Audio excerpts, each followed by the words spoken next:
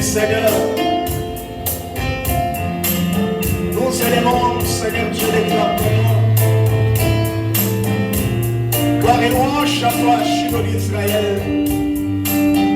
Merci pour ta faveur et pour ta grâce. Gloire à toi, Seigneur notre Dieu.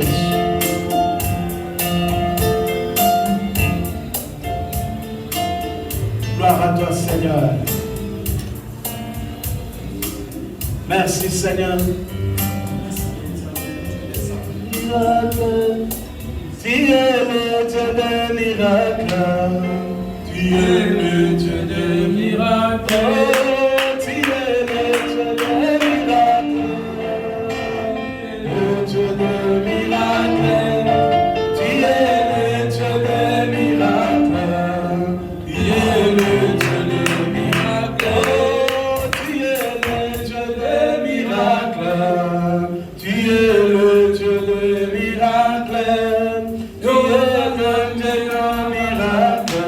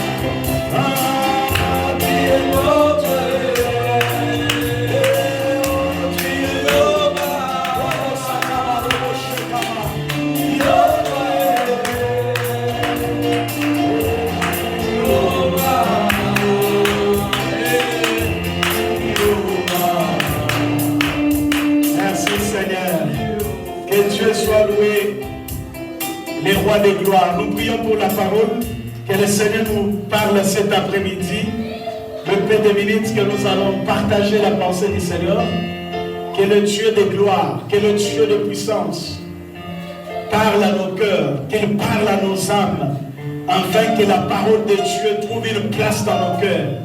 Dieu, nous voulons parler des oracles de ta part. Daigne, ô Dieu de gloire, parle à nos cœurs, afin que nous puissions, ô Dieu des esprits des prophètes, être instruits par toi et par toi seul. La Bible dit, l'onction que vous avez reçue vous enseignera toutes choses. Nous voulons être enseignés par toi, le véritable docteur. Le véritable enseignant, c'est toi, Adonai. Sois loué, sois béni, Shiloh d'Israël. Louange et adoration à toi, le maître de temps et des circonstances. Merci, Seigneur, pour ta présence. Au nom de Jésus-Christ, j'ai ainsi prié avec foi. Et nous disons merci, Seigneur Jésus-Christ. Merci, Seigneur Jésus. Amen. Amen. Que les rois de gloire vous bénissent abondamment. Je vous salue pour ce nom de Jésus. Que les dieux de gloire vous bénissent. Amen. Je suis dans la joie de vous voir encore, de vous revoir. Vous qui avez accepté au rendez-vous sacré du Seigneur. Vous savez, bien aimé, Dieu est amour. Et tout ce que Dieu fait est bon. Rien que l'Éternel a créé, ça n'a jamais été mauvais. Pourquoi? Dès la création de toutes choses, la Bible dit, quand il a créé les cieux et la terre, l'Éternel lui-même disait que tout ce que Dieu créa la terre et tout ce que Dieu a créé était bon. Vous savez, quand je te regarde, je vois la grandeur de Dieu en toi. Je t'ai béni, je bénis tout le monde qui sont là aujourd'hui. Et nous saluons la présence du Seigneur au milieu de nous. Vous savez, ça fait pratiquement 3 mois que nous n'avons pas exercé nos cultes dans cette locale. Mais aujourd'hui, par la grâce et par l'amour du Seigneur, Dieu permet que nous soyons là aujourd'hui. Nous voulons quand même partager la pensée de Dieu. On avait dit aujourd'hui notre premier culte du mois de juillet. C'est un culte d'adoration, c'est un culte d'action de grâce dont nous voulons maintenant rendre grâce à l'Éternel pour tout ce qu'il fait pour nous, pour sa grâce et sa faveur. Nous allons ainsi lire la parole du Seigneur dans le livre de Matthieu chapitre 25. Nous allons prendre le verset 14. Nous allons lire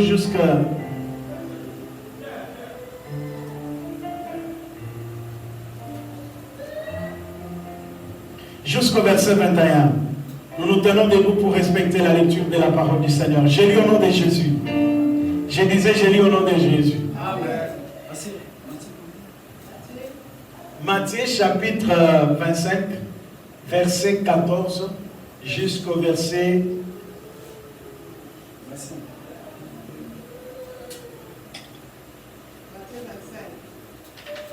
Oui, Matthieu chapitre 25, à partir du verset 14. Et nous allons lire jusqu'au verset 24. J'ai lu au nom de Jésus. Il en sera comme un homme qui, partant pour un voyage, appela ses serviteurs et leur remit ses biens. Il donna 5 talents à l'un d'eux et l'autre, et un troisième. Je reprends. Il en sera comme d'un homme qui, partant pour un voyage, appela ses serviteurs et leur remit ses biens. Il donna 5 talents à l'un de deux, à l'autre et à un au troisième. Il donna 5 talents à l'un et 2 à l'autre et 1 au troisième. À chacun selon sa capacité, et ils partirent. Verset 16. Aussitôt celui qui avait reçu le 5 talents s'en alla, le fit valoir. Il gagna 5 autres talents. De même, celui qui avait reçu le 2 talents en gagnant 2 autres. Celui qui n'avait reçu qu'un alla faire un creux dans la terre et cacha l'argent de son maître.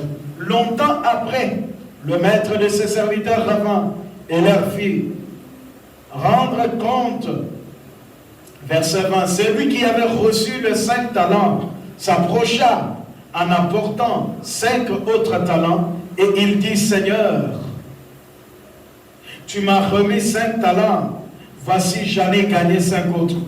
Son maître lui dit, c'est bien, bon et fidèle serviteur, tu as été fidèle en peu de choses et je te confie beaucoup, entre dans la joie de ton maître.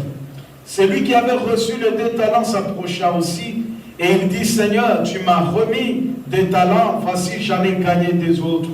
Son maître lui dit, c'est bien, bon et fidèle serviteur, tu as été fidèle en peu de choses, je te confierai beaucoup, entre dans la joie de ton maître. Celui qui n'avait reçu qu'un talent s'approcha ensuite, il dit, Seigneur, je savais que tu es un homme dur, qui moissonne où tu n'as pas semé, et qui amasse où tu n'as pas vanné. Je vais ajouter le verset 25 plutôt. J'ai eu peur, et je suis allé cacher ton talent dans la terre. Voici, prends ce qui est à toi. Son maître lui répondit, serviteur méchant et paresseux, tu savais que je moissonne où je n'ai pas semé, et que j'amasse où je n'ai pas vanné. Il te fallait donc remettre mon argent au banquier, et en mon retour, j'aurais retiré ce qui est à moi avec intérêt. Amen. Amen. Que le Seigneur soit loué. Prenez place, je vous en prie, dans l'amour du Seigneur. Je disais que je suis dans la joie. Vous savez, avec le recrément de ce dernier temps, on ne peut pas prendre beaucoup de temps de culte. Dans peu de minutes, je vais donner un message. Et je suis dans la joie, mes frères et sœurs, de vous revoir encore en ces lieux. Ma joie vraiment est grande de voir maman Rite, de voir mon frère Emmanuel, de voir mon bien-aimé qui est derrière moi, et les anges de Dieu qui sont avec nous. Et surtout la présence du Seigneur qui est au milieu de nous, ça nous fait du bien. Amen. Vous savez, lorsque Dieu t'accorde la grâce, merci mon frère, t'accorde la grâce de venir dans sa présence, il faut profiter de l'occasion et de l'opportunité. Nous traversons les temps critiques dont Dieu a déposé dans mon cœur un message que j'aime beaucoup ces derniers temps, réveiller la conscience, réveiller l'engagement de tout chacun, chacune de nous par rapport à notre foi, par rapport à notre croyance envers Dieu. Vous savez, la Bible dit que ce qui arriva à l'époque de Lot et de Noé, le même truc, ça arrivera aussi le jour du Fils de l'homme. Quand vous regardez ces deux comparaisons dont la Bible est en train de se référer, qu'est-ce qui s'est passé à l'étang de Noé? Qu'est-ce qui s'est passé à dans ces temps-là de Lot? Pourquoi la Bible doit nous ramener à revoir l'histoire qui est déjà passée? Sur la terre, il n'y a rien de nouveau, frère. Tout ce que Dieu fait sur la terre, tout ce que nous sommes en train de vivre aujourd'hui, ça a été, et c'est la même histoire qui se répète. Alors le peuple de Dieu, les enfants de Dieu, nous devons avoir l'œil de discernement. Nous devons avoir une connaissance de discerner le temps, le moment et les événements. Pourquoi? Parce que Dieu, c'est lui qui est le maître de temps et des circonstances. Il fait aussi chaque chose bon en son temps. Même pour mettre fin sur l'existence de l'univers, Dieu connaît les jours, Dieu connaît l'heure, Dieu connaît le temps. C'est pourquoi, ayant parlé ainsi, les apôtres se sont même s'approchés de Jésus pour lui demander, mais Seigneur, Maître, dis-nous d'abord, explique-nous ça sera comment, le jour où tu vas venir, donne-nous le temps, donne-nous l'heure. Le Maître le regarde et dit, écoutez, le Fils de l'homme ne viendra pas comme un papa qui est parti à un voyage et qui va dire à ses enfants, je viens, aujourd'hui nous sommes les grands, les 5, qui va dire, non, écoute, je vais venir les 5 août. S'il va dire ça, ceux qui font des bêtises dans la maison, ils font cesser de faire des bêtises. Alors, le Père, Jésus s'est dit, il s'identifie à un voleur. Il dit, le Fils de l'homme viendra comme un voleur. Or, voler, c'est mauvais. Mais Dieu va juste emprunter la nature du voleur pour nous donner l'enseignement. Pourquoi? Parce qu'un voleur, quand il vient voler, il ne va pas t'aviser que je viens te voler. Le voleur viendra d'une manière discrète. Tu ne sauras même pas qu'un voleur peut te visiter aujourd'hui. Tu ne sauras même pas qu'un voleur peut te voler les sacs. Dans moins de 30 secondes. J'avais mis mon argent ici et je me suis dit, on a toujours dit qu'on a ça. Moi, je vais d'abord tester, voir si réellement les voleurs là peuvent aussi les voler. J'ai mis mon argent ici, j'avais 5 euros et puis ma carte d'identité. En partant, écoutez mes frères, j'étais tellement concentré que je ne voulais pas. Non, mais ça me fait du bien, frère, tu peux allumer pour moi. Je ne voulais pas voir quelqu'un passer tout près de moi. Si quelqu'un voit, je suis prudent, voir, ah, ça peut être un voleur. Et j'étais comme ça. Quelques minutes après, je venais de regarder mon argent, pas même 5 minutes, frère et moi. Pas même 5 minutes, l'argent était là. Dans moins de 30 secondes, il y a un embouteillage là qu'on a créé par ces voleurs. Non, ces gens-là sont vraiment des spécialistes. Ils ont créé un embouteillage. C'est-à-dire, celui qui était devant moi, c'était un voleur. Celui qui était devant lui, un voleur aussi. Et derrière, il y avait encore d'autres deux voleurs. Et troisième personne, c'était une femme, et puis un papa, tout et tout. Du coup, quand on est dans les embouteillages, tu cherches comment je peux passer par où. Le temps que moi, je suis en train de chercher les passages, l'argent est déjà parti. Mais je venais de regarder l'argent il n'y a même pas 5 minutes. C'est-à-dire, dans moins d'1 minute, ils ont créé et ils m'ont pris l'argent. Du coup, lorsqu'ils ont pris l'argent, et j'ai tapé sur ma poitrine ici dans mon petit pochelet, les gars, oh, il n'y a pas d'argent. Du coup, quand je tourne, j'ai saisi celui qui était derrière. J'ai dit, remets-moi ma carte d'identité. Je ne voulais même pas l'argent, mais je lui ai demandé qu'il me remette ma carte. Mes frères, ces gens-là, ce sont des grands voleurs, ce sont des techniciens. Quand il avait pris l'argent, la personne qui était derrière, il avait déjà pris le temps. Dès qu'il vole, ce n'est pas lui qui va garder. Il donne celui qui est après lui. Et qu'est-ce que j'ai récupéré? C'était la carte. La deuxième personne qui était salée, il est troisième après moi, il avait déjà pris l'argent et il a fait tomber la carte par terre. Alors le Seigneur, quand il s'identifie à un voleur, parce que le voleur, quand il vole, tu ne sauras pas qu'il va te voler. Le voleur, quand il va te prendre quelque chose, c'est d'une manière discrète, c'est d'une manière très cachée que tu ne vas pas comprendre. Alors, voler c'est mauvais, mais comment Dieu peut se comparer à un voleur? Oui, il prend la nature, il prend ce qui est bon. Ça veut dire cette manière-là de ne pas aviser, cette manière de ne pas vous révéler, cette manière-là de ne pas dire qu'aujourd'hui je vais te voler. C'est ça ce que Dieu emprunte. C'est ça, c'est ça la nature dont Dieu nous a dit. Quand il va venir, il viendra comme un voleur. Ça veut dire tu ne sauras même pas à quel moment il va venir.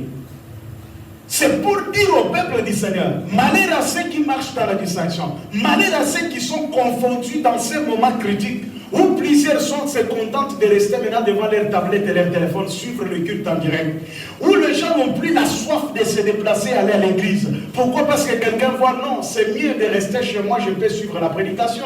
Comme quelqu'un qui m'a dit, est-ce que pasteur, demain vous allez mettre la prédication en ligne, en live, parce que vous voulez suivre? J'ai un frère. Toi, Dieu te fait grâce. Tu es en bonne santé. C'est pour venir au culte, il faut que les pasteurs vaillent. Les mégas là qui vont chercher ça pour les mettre. Hein? J'aimais, et puis toi tu es là, tu me suis. Ah, t'es un aïe. Vous voyez, c'est-à-dire, nous parcourons le temps où les gens sont dans la distraction, mais sans les savoir faire. Le peuple du Seigneur, je viens vous annoncer la voix de Dieu.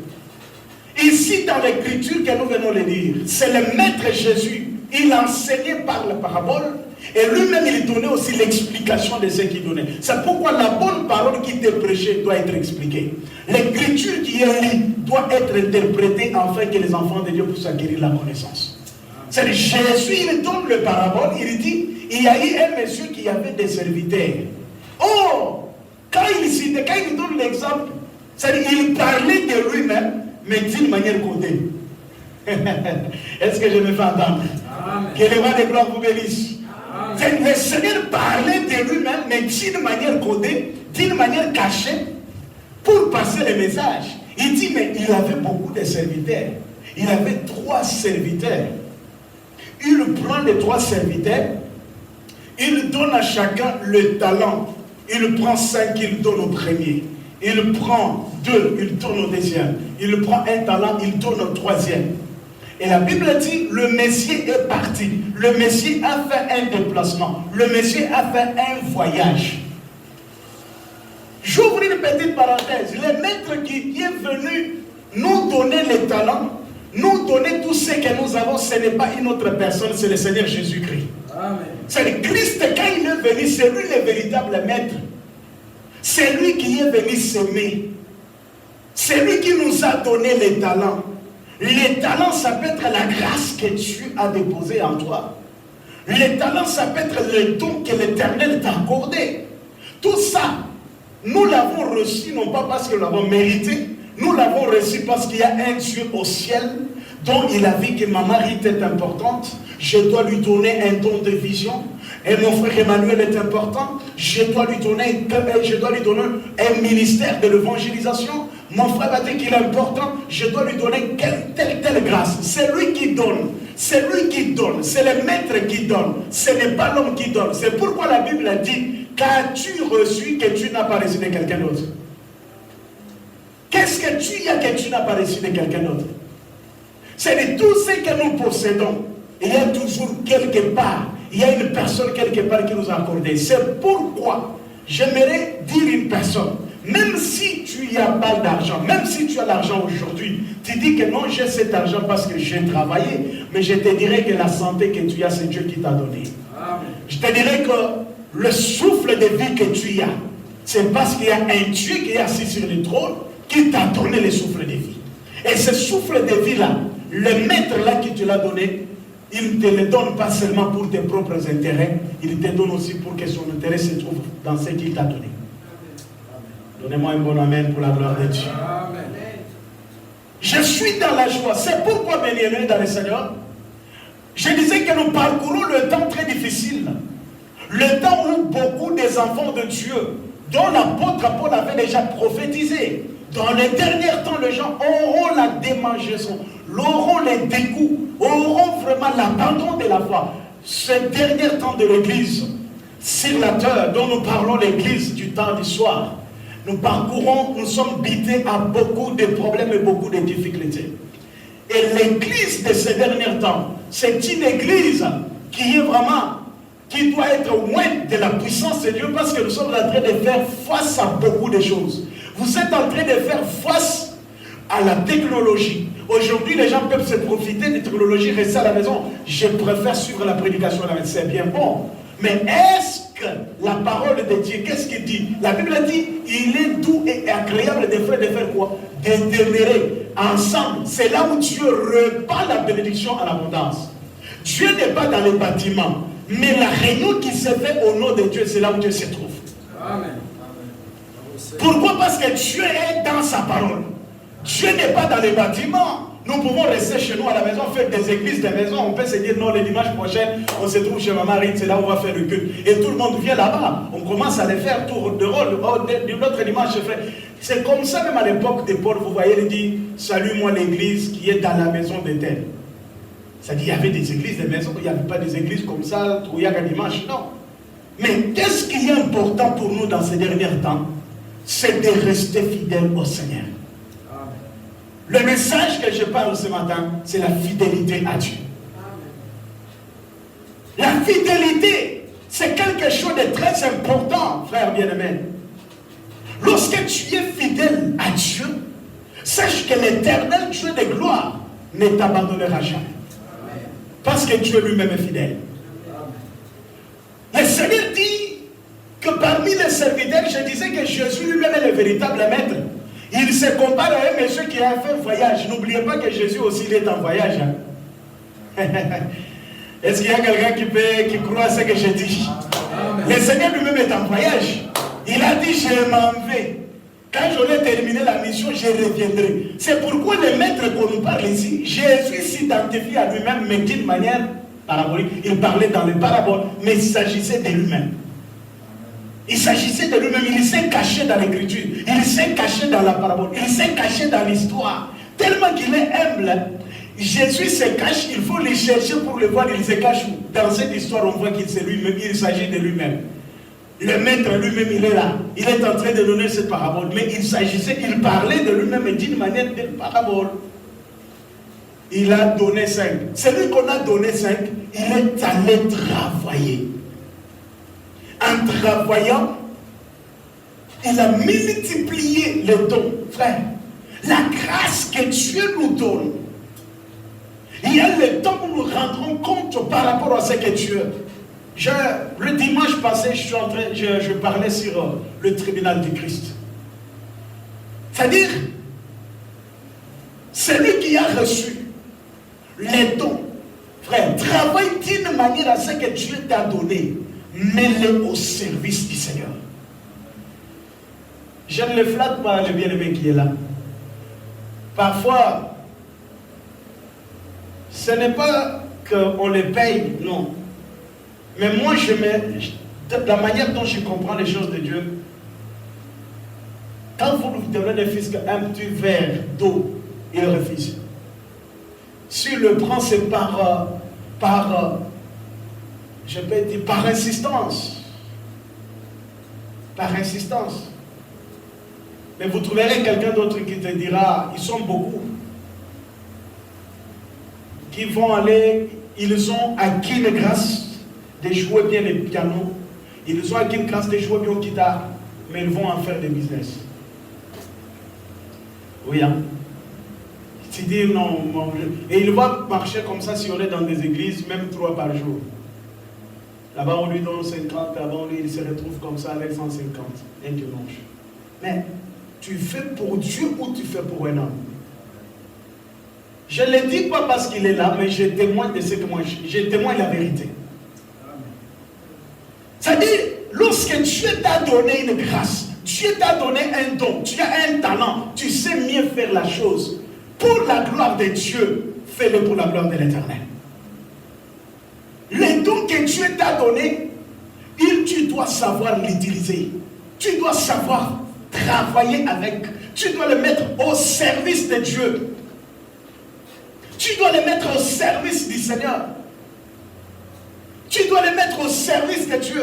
Moi, à Kinshasa, je ne savais pas mettre de la peinture. J'ai appris ça ici à l'Europe. Mais lorsqu'on nous a dit, non, nous devons changer notre salle, nous-mêmes avec les frères, on dit, nous devons mettre la peinture. On a sacrifié toute une journée. On l'a fait. C'est un talent que nous avons acquis et nous devons le mettre au service du Seigneur. Est-ce que je me fais entendre l'église du Seigneur? Tu sais faire quelque chose, fais-le pour la gloire de Dieu. J'aime décorer tel que maman l'a fait là. C'est un don qui n'est pas donné à n'importe qui. C'est pourquoi même parmi le travail de Dieu, la Bible dit que celui qui donne le fasse avec joie, sachant qu'il est fait pour Dieu et non pour l'homme. C'est-à-dire qu'il y a les gens comme ça dans l'église qui ont les dons, qui n'ont pas plus de moyens, mais le paix, ils ont l'amour d'investir, de s'aimer pour que l'œuvre du Seigneur avance, pour que l'œuvre de Dieu soit quand même présentable. Pour que l'œuvre de Dieu soit quand même un endroit, quand vous entrez, même si ce n'est pas, je ne sais pas comment bien embellir, mais quand même c'est présentable. Parce que nous prêchons un Dieu vivant. Et que Dieu vous bénisse.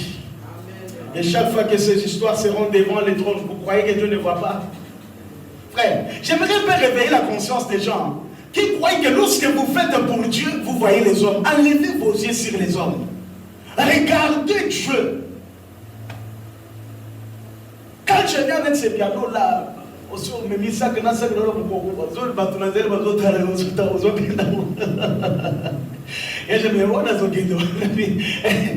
mais moi je ne suis pas là. Moi je vois le Seigneur. C'est un sacrifice. Oh, bien-aimé dans le Seigneur, que Dieu nous fasse grâce de comprendre ces choses. C'est pour la gloire de Dieu. Tu marches avec, tu le transportes, tu le soulèves. C'est parce que tu sais que Dieu que je sais, il est fidèle à sa parole. Il ne m'a jamais. Ce qu'il a dit, ce qu'il m'a promis dans sa parole, pour ce que je fais, il me payera un jour. La Bible dit, vous servirez l'Éternel votre Dieu, il vous bénira. J'aimerais qu'il ait une femme, Dieu est fidèle à sa parole. Si l'homme est ingrat devant ce que toi tu fais, mais il y a un Dieu qui est assis sur le trône. Aussi longtemps il est sur son trône, croyez à sa fidélité. Croyez à sa fidélité. Dieu reste fidèle, il restera fidèle. L'homme peut aujourd'hui être fidèle, demain il peut être infidèle. Mais lorsque Dieu est fidèle à sa parole, il reste comme ça. Lorsque tu fais ce que Dieu a dit, crois que Dieu, ce Dieu-là te bénira. Amen. Je suis vraiment dans la joie. Et je prie que le Dieu que nous prions, qu'il vous bénisse abondamment. Amen. Oh my God. Amen. C'est la fidélité de Dieu. Toi, tu peux croire qu'il faut être, je ne sais pas, grand ou je ne sais pas comment. Non, la fidélité commence dans des petites choses. La fidélité, c'est dans des petites choses. C'est dans le faible commencement. Faible commencement, la Bible dit, ne négligez pas ce faible commencement. Pourquoi? Parce que quand tu commences, tu n'as même pas la certitude de ce qui va t'arriver après-demain. Faible commencement, tu n'as pas la certitude du lendemain. Faible commencement, tu ne vois pas la gloire devant toi. Le faible commencement, tu vois l'humiliation, tu regardes la honte. Tu dis, mais quand je vais me cogner la tête contre le mur, qu'est-ce que les gens diront? Mais Dieu dit, soyez fidèles dans des petites choses. Amen. Pourquoi la fidélité dans des petites choses?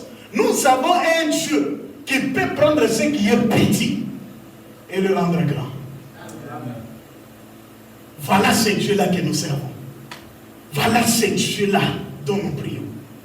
Il est capable. Je suis dans la joie et convaincu. Frère, quand tu es dans la foi, tu sers Dieu avec fidélité, sans contrainte. Le jour où vous comprendrez que le sang de la coquille peut servir même au détriment de moi-même, c'est en ce moment-là, je te dirai que tu as atteint les dimensions les plus élevées. Il y a des réalités dont Dieu parle, les gens vous regardez comme ça, mais vous connaissez la réalité dont les gens vivent. Mais vous regardez comment ils s'investissent. Vous dites, mais si nous sommes en pambolité,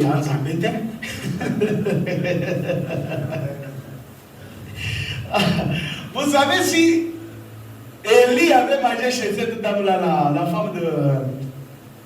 la femme de Sarepta, la veuve là, si réellement Dieu n'avait pas fait, ah non, il va regarder la même banque. Et il va regarder la machette de pommes. Parce qu'il a dit, donne-moi d'abord, moi je vais manger. Et après, frère, c'est tout ce qui restait pour cette femme. Quand il dit qu'il ne reste que ça et moi et mon enfant, nous allons manger, nous allons mourir. Ça veut dire quoi? C'est la dernière nourriture. Demain, nous n'avons pas quoi manger. Demain, nous ne savons pas comment nous allons vivre. C'est ce que nous mangeons aujourd'hui. C'est notre dernier repas. C'est tout ce qu'il y a dans la maison. C'est tout ce qui me reste dans le compte. C'est tout ce qui me reste dans mes poches, dans le portefeuille, dans mon sac, tout et tout. Et il dit, l'Éternel a dit, donne-moi d'abord. Frère, la femme me regarde et dit, mais si je donne moi et mon enfant, nous allons mourir. Mais le prophète dit, donne-moi d'abord. Lorsqu'on sait quand même mettre Dieu en première position, le reste, l'Éternel s'occupera. Le reste, l'Éternel s'occupera, mon bien-aimé. Vous savez, aujourd'hui, nous sommes en train de bloquer même le miracle, même la bénédiction de Dieu, parce que beaucoup de gens sont dans les caligules. Beaucoup de gens sont dans leur certitude. Beaucoup de gens sont en train de regarder est-ce que ça peut ou n'est pas. Mais celui qui a la foi, j'ai toujours prié que je peux. Il y a une chose que je ne peux pas perdre. Je ne veux pas perdre ma vie de prière et perdre ma foi en Dieu. Ce sont des armes qui nous restent quand tu es dans les moments difficiles. Le diable, quand il veut t'attaquer, il cherchera d'abord à déravir la vie de prière et la foi. Il faut commencer à détruire ta vie de prière. Parce que quand tu n'as pas la vie de prière, il sait que tu es vraiment à la portée de tout vent qui peut y arriver. Tu vas tomber, tu vas céder. Mais lorsque tu es dans une vie de prière intense, ça va commencer à te donner de l'énergie à méditer la parole. Parce que quand tu as une vie de prière, tu pries beaucoup, c'est la vie de prière qui te poussera même à lire la parole. Mais quand tu n'as pas la vie de prière intense, tu n'auras les dégoûts de lire la parole. Alors il sait bien que quand il va te ravir la foi, or la Bible dit, la foi vient de ce qu'on entend vient de la parole. C'est que la parole communiquer l'énergie spirituelle en toi. Même si tu étais par terre, même si tu étais au bout du rouleau, mais la foi va te relever. La foi va te dire, prends courage. Même si tu ne vois rien, avance. La foi va te donner cette capacité d'avancer, d'affronter et de vaincre la situation. C'est pourquoi l'ennemi, lorsqu'il vient, il va commencer à dégrainer, à détruire la vie de prière. La vie de prière. Et lorsque la vie de prière va être guidée, en ce moment-là, l'ennemi, l'éternel, va prendre le dessus. Et quand tu perds la foi, même si le pasteur peut te prêcher, tu ne vas plus gloire. Tu seras vraiment dans un descente, comme l'homme qui a quitté Jérusalem vers Jéricho. Lorsque vous commencez à perdre la foi, vous allez détester même la parole de Dieu. Vous allez détester. Je parlais avec une femme, elle est au Congo. C'est une maman que j'aime bien parce que elle prie, elle soutient l'œuvre de Dieu d'une manière ou d'une autre. Mais quand j'étais avec elle au téléphone, c'était le vendredi passé, elle dit non, pasteur Tolembi, Tolembi, il y a beaucoup de prophètes qui viennent ici, il y a beaucoup de gens. Quand les prophètes viennent à la fête, toujours offrande. Et puis les églises qu'on a fermées ici, là, ça veut dire les pasteurs, il n'y a pas moyen. Le coup de fil de l'autre côté, maman, tu donnes. De l'autre côté, il y a un prophète qui t'appelle, maman, foufou, tu donnes. C'est-à-dire, pasteur, c'est terrible avec les églises qu'on a fermées. Je lui dis, mais maman, si on a fermé les églises et que Dieu te donne les moyens de soutenir les hommes de Dieu, il ne faut pas pleurnicher. Fais-les avec joie, car Dieu aime celui qui donne avec joie. Quand tu donnes et tu murmures, tu bloques ta bénédiction. Tu vois? Tout ça, c'est quoi? Parce que les gens sont dans une situation dont la foi est en train de diminuer. Et quand la foi diminue, on n'a plus confiance envers Dieu. On n'a plus confiance à la fidélité de Dieu. C'est pourquoi prie que ta foi, quand tu commences à sentir que tu es en train de descendre, tu es en train de chuter, ta foi est en train de diminuer, cherche les gens qui ont la foi. Prie ensemble avec afin que Dieu te soutienne. C'est pourquoi la Bible dit, soutenez-vous les uns les autres. Que les forts soutiennent les faibles. C'est-à-dire quand toi tu es encore fort dans la foi, tu dois aussi apprendre à encourager la foi de ceux qui sont tout autour de toi. Même nous les pasteurs, frères bien-aimés, ça arrive. Tu regardes la situation, tu dis, mais là, je suis seul.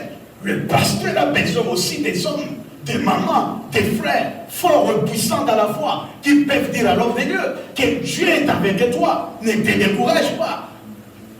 C'est lui qui t'a appelé fidèle. La foi est contagieuse. Si ce n'était pas ainsi, Caleb et Josué n'allaient pas dire au peuple, ne vous découragez pas. Les fils d'Anak dont vous êtes en train de voir, les Anakim que vous êtes en train de voir, nous allons les terrasser. Car Dieu nous a dit Canaan c'est notre pays. Mais les 10 et disaient aux autres, ne montez pas, parce que nous là, devant ces peuples-là, nous sommes comme des sauterelles. Ma banque.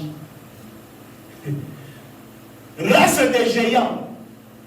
Race des géants, c'est comme les gens comme Goliath. 6 mètres. Bah, toi, nous avons 6 doigts. On a 5 doigts, 6 doigts. Et lancé. Nous, comme on dit que nous sommes comme ça. Ce sont déjà élancés. Quand les gens se disent que devant ces gens-là, nous sommes comme des sauterelles. Mais Josué et Caleb, ils comptaient sur la fidélité de Dieu. Qu'est-ce que Dieu nous a dit? Canaan, c'est notre pays. Nous allons nous emparer de cette terre-là. C'est notre terre, c'est notre héritage. Frère, quand tu as la foi, compte à la fidélité de Dieu. Ton héritage, tu ne la perdras jamais. C'est que Dieu t'a promis, tu finiras par prendre l'héritage. La vie chrétienne, c'est l'héritage. La vie éternelle, c'est l'héritage. Les dons spirituels, c'est l'héritage. Les ciels là qui nous attendent, c'est notre héritage. C'est pour ça que Jésus-Christ est venu mourir à la croix pour nous donner cet héritage. Tu ne perdras jamais ton salut. J'ai dit, tu ne perdras jamais ton salut. Même si tu tombes aujourd'hui, que ce soir Jésus-Christ va revenir, tu vas te repentir. Est-ce que je me fais entendre? Le Seigneur te donnera même l'occasion de te repentir. Pour que tu sois en bon terme avec lui. Et que dès qu'il vient, que tu entres dans sa gloire. Les talents, c'est la grâce. Les talents, c'est les dons. Les talents, c'est tout ce que Dieu a déposé à nous. C'est la grâce de prêcher, de gagner les âmes. Il utilise ces talents. Mais il ne faut pas enterrer les talents bien aimés. Il y a des gens qui sont en train d'enterrer. Dieu t'a donné la capacité de faire une chose, mais tu ne le fais pas. Tu y enterres. Tu y étouffes. La Bible dit parmi les deux, les 5 ont multiplié. Les 5, nous n'avons pas de problème. C'est la catégorie des serviteurs, des hommes et des femmes qui ont compris que la grâce que Dieu m'a donnée, je dois les mettre au service de Dieu. Ça fait trop mal lorsque vous voyez qu'il y a des chrétiens qui ne comprennent pas que Dieu, nous devons toujours les placer en première position. Même quand tu étais béni, frère, pensons à l'œuvre de Dieu. Moi, je parlais avec une maman, j'ai dit, moi même si je ne suis pas soutenu, c'est bien. Mais pour l'œuvre, parce que notre vie en dépend nous tous. Pasteurs, croyants, tous, c'est l'église. Nous dépendons de l'église, de Dieu. C'est-à-dire, l'église, nous devons aider, nous devons soutenir l'église de Dieu. Nous devons soutenir l'œuvre du Seigneur, non pas pour la gloire d'un homme, mais pour la gloire de Dieu. Faites-le non pas pour la gloire d'un homme, mais pour la gloire de celui qui est au ciel. Celui qui avait 5, il a travaillé, il a multiplié. Celui qui avait 2, il a travaillé, ça devenait 4. Celui qui avait 5, 10, celui qui avait 2, 4. C'est-à-dire, notre Dieu, c'est un Dieu de multiplication. Notre Dieu, c'est un Dieu de ceux-là qui avance. Les dieux dont nous prions, c'est les dieux, tu peux commencer petit, mais pour finir grand. Le Dieu dont nous prions, tu peux commencer avec un faible commencement, mais tu finiras dans la gloire, dans la grandeur. La foi dans la parole du Christ. La foi dans tout ce que vous êtes en train de faire. En comptant sur la fidélité de Dieu. Dieu ne ment jamais, il est fidèle à sa parole. Et lorsque vous vous attachez à sa parole, l'Éternel ne vous abandonnera jamais. Je préférerais garder ma foi. Que l'ennemi, le diable, qu'il monte, qu'il descend, mais qu'il ne puisse pas te ravir la foi, maman, mon frère. Que le diable ne puisse pas te ravir la vie de prière. Je disais que l'église du temps du soir, nous sommes en guerre avec plusieurs esprits du temps de la fin. La technologie, l'internet, tout ce que vous êtes dans le téléphone. Les gens seront scotchés sur le téléphone du matin au soir. Mais vous trouverez quelqu'un qui est capable de faire 30 minutes dans la prière. Vous trouverez quelqu'un qui est sur l'internet du matin au soir, incapable de lire un verset de la Bible dans la journée. Regardez, ce sont les esprits qui détournent les gens de la volonté de Dieu, qui détournent les gens de la réalité, qui détournent les gens, qui vous amènent dans une obscurité où vous allez commencer à vivre dans le noir. Tu n'as plus de révélation des choses de Dieu. Pourquoi? Parce que la pensée est capturée par l'internet, la pensée est capturée par le Facebook. Ils sont là en train de chatter à longueur à Guékotoy, à sur Facebook et WhatsApp, tout et tout. La pensée est là. Et tout ce qui le suit, ce sont que des conneries. Vous n'allez même pas les trouver en train d'apprendre parce que l'Internet, il y en a ceux qui vont y aller pour apprendre. À l'Internet, tu peux apprendre la langue, tu peux apprendre l'informatique, tu peux apprendre tout ce que tu veux. Mais quand vous voyez les diables, ça nous aide. La technologie n'est pas mauvaise, n'est pas diabolique. Mais si elle commence à vous dominer, elle va vous dérouter de la volonté de Dieu. Il faut savoir l'utiliser. C'est comme la maladie de Lazare. La maladie n'est pas bonne. Elle est mauvaise. Mais cette maladie-là, le Seigneur est passé par là pour manifester sa gloire. C'est tout ce qui est fait n'est pas mauvais, mais il faut savoir l'utiliser pour la gloire de Dieu. Mais quand vous commencez à l'utiliser pour votre gloire, vous distraire, et ça commence à l'utiliser pour la gloire des démons de Satan, ça vous déroute de la volonté de Dieu. Et c'est comme ça que l'Église est en train de sombrer dans l'obscurité. C'est comme ça que les chrétiens sont en train de s'éloigner de la véritable parole du Christ. C'est comme ça que les chrétiens d'aujourd'hui, de cette époque, c'est difficile de les maîtriser. C'est difficile de les maîtriser. Pourquoi? L'esprit du temps de la fin.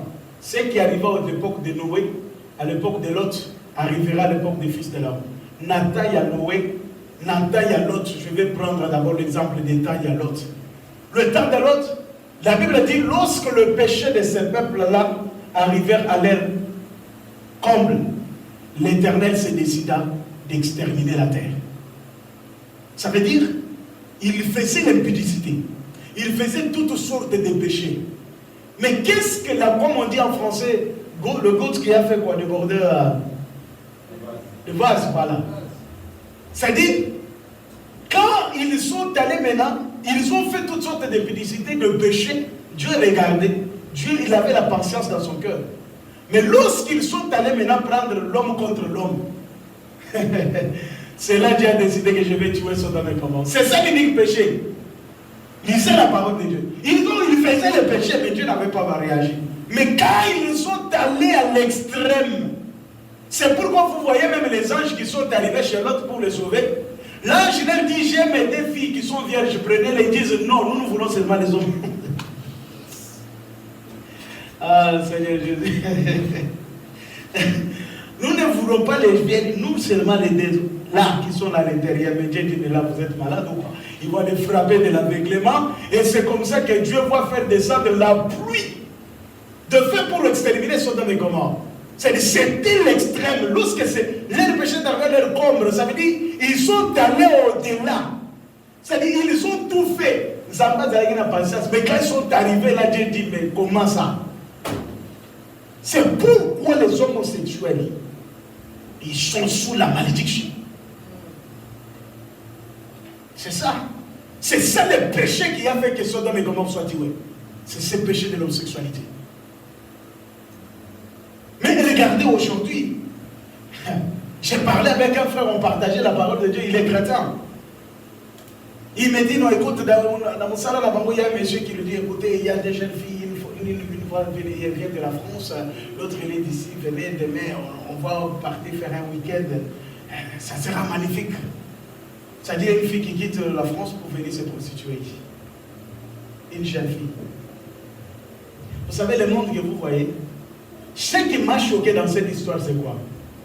C'est quand il se retrouve au boulot avec les garçons, il dit, mais comment ça a été votre... Oh, ça a été bien, mais toi, tu n'es pas venu. Ah, mais toutes les deux, là, ils étaient pour moi-même. Hein? Et le frère me dit, c'est les pratiques qui se font maintenant, actuellement. Regarde, imaginez, hein, logiquement parlant, une femme ne peut jamais accepter. La nature de la femme, ils sont trop jalouses.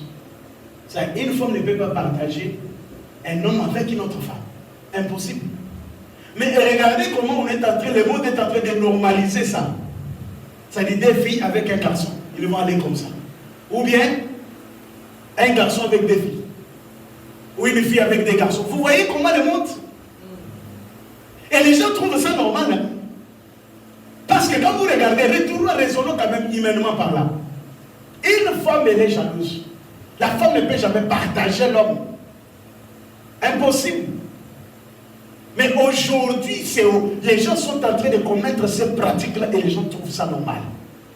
L'esprit du temps de l'enfant, c'est de normaliser le péché. Ce qui était un tabou, ça ne peut pas plus être un tabou. Le péché qu'on s'est caché dans le temps, on peut le commettre en public.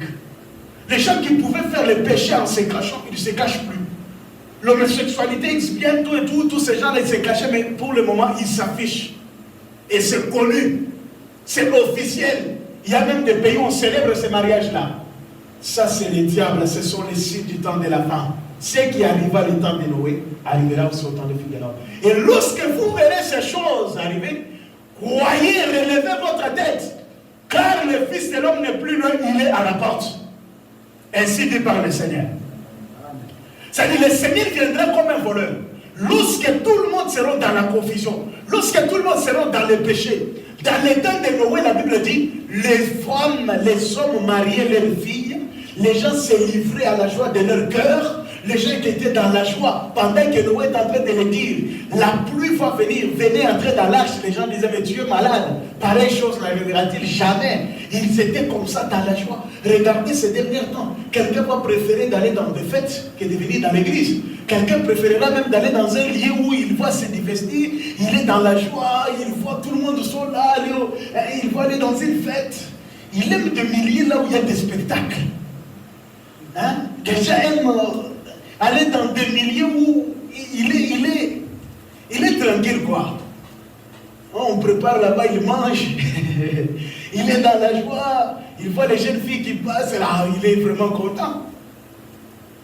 Vous voyez quelqu'un, comme je suis un prédicateur, il a dit, mais il y a d'autres gens qui ne commettent pas les péchés parce qu'ils n'ont pas d'occasion de commettre les péchés parce qu'il est pauvre. Dès qu'il a un petit boulot, il trouve 1000 euros, directement l'esprit là du monde qui est en lui. Il faut lui commencer maintenant à lui montrer des belles filles. Oh my God. Vous voyez, mais là, quand il n'a pas d'argent, il est seul. Quand il n'a pas d'argent, il est pris. Quand il a l'argent, il est là, oh, ça fait pas bon là. Quand Dieu lui bénit, et puis vous allez voir ce qui me donne là, même sa manière de marcher, ça change. Quand il n'avait pas de moyens, il marche comme ça, la tête inclinée. Mais là, quand il a l'argent, la tête est comme ça même. Il regarde partout parce qu'il contrôle le mouvement. Il est en train de regarder tout ce qui se passe tout autour de lui parce qu'il a les moyens. Il a 2000 euros, il a 1000 euros. Il va maintenant aller chercher des femmes. Ça, c'est l'esprit qui animait aussi les gens. Et tout ça, ce sont les signes qui doivent réveiller l'Église. Ce sont des signes qui doivent réveiller la conscience du chrétien.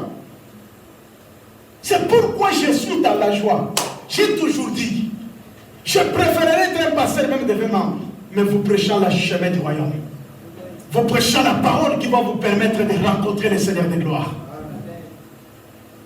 Dieu donne à chacun selon ses moyens. Il y a celui qui avait reçu un. Si Dieu a permis que je sois un pasteur de 20 personnes, je lui dis merci. Et je travaillerai pour que ces 20 puissent voir la gloire de l'Éternel. Est-ce que vous pouvez me donner un bon amen? Est-ce qu'il y a un enfant de Dieu qui est béni cet après-midi? Je vais chuter pour vous dire, Dieu est fidèle. Ce qu'il a promis finira par le réaliser. Et la fidélité de Dieu, il a dit, le monsieur qui était parti en voyage, lorsqu'il est rentré, croyez que le maître retournera. Hein, frère Emmanuel? Jésus reviendra, maman Ruth. Nous pouvons tout faire. Tu peux oublier tout ce que je t'ai prêché aujourd'hui, mais tu peux sortir avec 2 points. Compte sur la fidélité et sur le retour de Jésus. Le Seigneur fera quoi? Il reviendra. Il est fidèle. Alors, le dernier, il dit, mais toi, qu'est-ce que tu as fait avec ce que tu avais donné? Ah non, moi je sais que toi tu veux moissonner là où toi tu n'as pas semé. Ah, c'est vrai, oui. Voilà les talents, je l'ai enterré. Je te remets. Le maître lui dit, mais tu es un méchant serviteur. Si tu savais que tu vas prendre mon talent et l'enterrer, il ne fallait pas les prendre, il fallait même aller les mettre à la banque. Quand je reviendrai, j'allais les récupérer avec l'intérêt. C'est pour vous dire que Dieu, quand il te donne le travail, c'est avec l'intérêt. Dieu, quand il te réveille, c'est avec intérêt. C'est pour les servir. Dieu ne nous donne rien pour rien. L'argent qui passe entre tes mains, l'Éternel te le donne avec intérêt. Pense à l'œuvre de Dieu. Pense à ce qui manque dans l'église. Pense à ce que dans l'œuvre de Dieu, le besoin qui est là. Qu'est-ce que je peux faire? Dieu m'a béni. Dieu m'a donné. J'ai quand même la possibilité d'avoir un moyen. Qu'est-ce que je peux faire, frère? Vous voyez ma capote aux autres amis.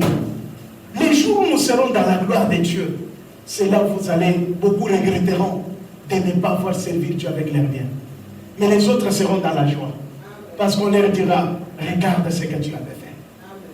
Tu trouveras des œuvres qui vont t'attendre là-bas. Et le Seigneur va te dire, oh, bon et fidèle serviteur. Pourquoi tu n'as pas même allé mettre ça à la banque? Je pouvais quand même le trouver avec intérêt. Jésus reviendra. Mais lorsqu'il te demandera, qu'as-tu fait avec ce que je t'avais donné? Qu'as-tu fait avec la grâce que je t'avais accordée? Qu'as-tu fait avec la foi que je t'avais donnée? Qu'as-tu fait avec la vie de prière? Prends ton temps d'intercéder pour l'église. Prie pour ton pasteur. Prie pour ceux qui sont faibles dans la prière. Tu es forte dans la prière. Tu fais 2 ou 3 heures, 4 heures. Pense aussi à l'église. Ne sois pas égoïste. Prie pour les malades. Prie pour ceux qui ont des problèmes. L'Éternel ne manquera pas de te bénir. La fidélité de Dieu. Dieu est fidèle à sa parole. Dieu est fidèle à ses promesses. Et nous devons aussi rester fidèles à lui. Il ne ment jamais. ceux qui ont travaillé, on les a dit bons et fidèles serviteurs. Entrez. Restez fidèles à votre église. Restez fidèles à la parole du Seigneur. Corona, ça ne peut pas. J'ai parlé avec le pasteur qui a fait le culte le matin. Il dit, mais l'homme de Dieu, c'est difficile. Il y a des chrétiens qui sont vraiment résistants, qui ne veulent pas venir. Pourquoi? Parce qu'ils ont coopéré, mes frères.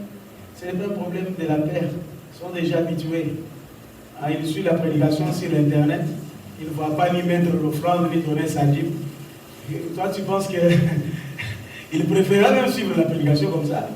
Il reste, il suit en ligne. Mais pour les chrétiens qui savent l'importance du culte, ils se lèveront pour venir célébrer Dieu.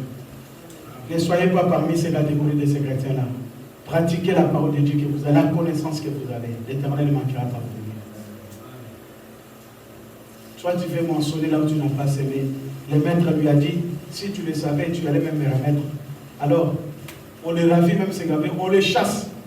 Si tu n'as pas bien travaillé, tu manqueras la récompense. Que Dieu de gloire vous bénisse. Travaillons pour la gloire de Dieu et restons fidèles à la parole de Dieu. Que le Seigneur bénisse abondamment. Mon Dieu est fidèle, fidèle. Jésus est fidèle, fidèle. Mon Jésus est fidèle. Mon Jésus est fidèle. Mon Jésus est fidèle. Mon Jésus est fidèle. Oh, il est fidèle. Il est fidèle. Fidèle. Il est fidèle. Fidèle. Mon Jésus est fidèle. Mon Jésus est fidèle. Mon Jésus est fidèle. Oh, il est fidèle. Il est fidèle. Fidèle. Il est fidèle. Oh, fidèle. Mon Jésus est fidèle. Mon Jésus est fidèle. Alléluia. Bien-aimé, commence à prier là où tu es. Commence à déclarer. Tu commences à chasser l'esprit de l'infidélité dans la prière. Tu commences à être infidèle dans tes engagements. Tu commences à être infidèle vis-à-vis de ton Dieu. Commence à prier, bien-aimé, dans le nom de Jésus. Commence à prier là où tu es. Oui, tendre Père, merci Seigneur, dans le nom puissant de Jésus. Merci Seigneur pour la fidélité. Merci pour l'éternel, cette bonne parole. Merci parce que tu es fidèle. Tu es fidèle à ta parole, tu es fidèle à nous. Oui, sois loué, Seigneur. Tu es fidèle à tes promesses, Seigneur. Tu es fidèle à ta parole, ô Dieu de gloire. Merci Seigneur pour la vie. Merci Seigneur Dieu de gloire pour la grâce. Gloire à toi Seigneur notre Dieu. Nous te disons merci Seigneur. Nous te disons merci Yahweh pour cette bonne parole que nous avons entendue aujourd'hui. Merci parce que tu es fidèle à ta parole. Merci parce que tu es fidèle à tout ce que tu dis. Merci Seigneur notre Dieu, notre roi. Alléluia. Merci Seigneur. Merci Jésus. Merci le roi de Salem. Merci le lion de la tribu de Juda. Merci le véritable et le célèbre Dieu. Nul est comparable à toi Seigneur. Nul est comparable à toi les fidèles des fidèles. Nul est comparable à toi l'agneau de Dieu. Nul est comparable à toi l'agneau immolé. Nul est comparable à toi Seigneur. Sois loué, sois béni, ô Dieu de mon salut. Sois loué, sois béni, éternel Dieu des armées. Alléluia, le Dieu puissant et glorieux. À toi m'honorer la gloire, le maître de puissance, le Dieu fort et glorieux. Gloire et louange à toi, l'agneau de Dieu, le Dieu fidèle à sa parole, le Dieu fidèle à sa parole, le Dieu fidèle à sa parole. Merci Seigneur Jésus. Alléluia, alléluia. Gloire à toi Seigneur notre Dieu. Merci Seigneur. Merci ô Dieu. Merci tendre Père. Gloire et louange à toi Seigneur. Merci Jésus. Merci Père de gloire. Alléluia. Gloire à toi, Seigneur, notre Dieu. Merci, Seigneur, pour ta fidélité. Gloire et louange à toi, Seigneur.